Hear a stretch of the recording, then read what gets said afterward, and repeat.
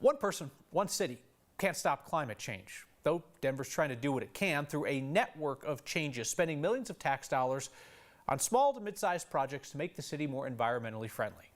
Here's Anusha Roy. To track the changes coming to Denver, it helps to go neighborhood by neighborhood.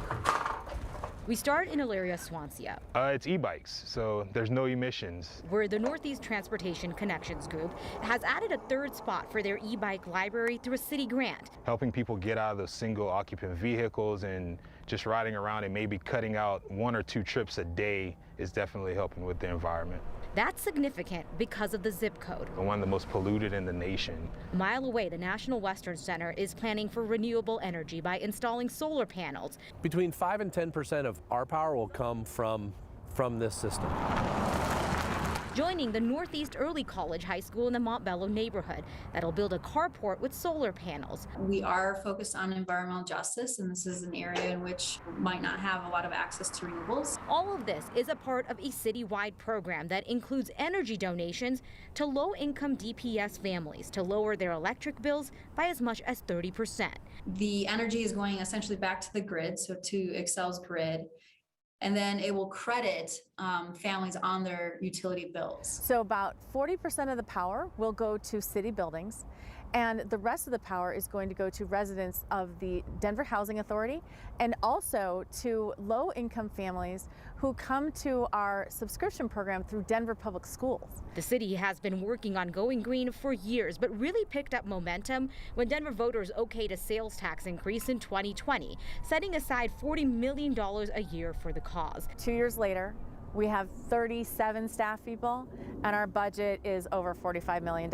In the last year, the city goals have become bigger. And then 100% reduction in emissions by 2040. And how much it will cost to reach those goals is big too. By 2030, I think their calculation was somewhere around $3 billion. But what I'd like to say though, and I don't want people to panic over a big number like that. Right, so the city knows, right? Big dollar, big goals, but also said Denver has to get started somewhere addressing this issue. And that it's going to be really important to be smart about the way they're spending the money that they do have right now. A really critical part of this is going to be paying attention to neighborhoods, right? We know minority communities have been disproportionately impacted by climate change. So the city is saying that if they can work out solutions and programs that are working in these neighborhoods, that's going to resonate across all of Denver.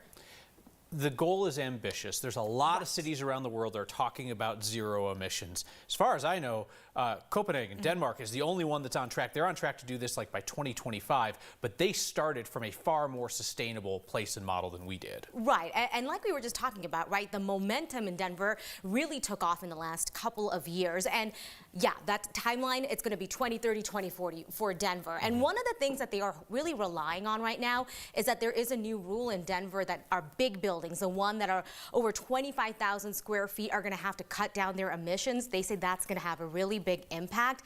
What they don't know is what the federal rules are going to be. That's important because we have a lot of trucks going through our highways. City doesn't have direct control over that. So they just have to wait and watch to see what the feds do. Makes sense. Anusha, thank you.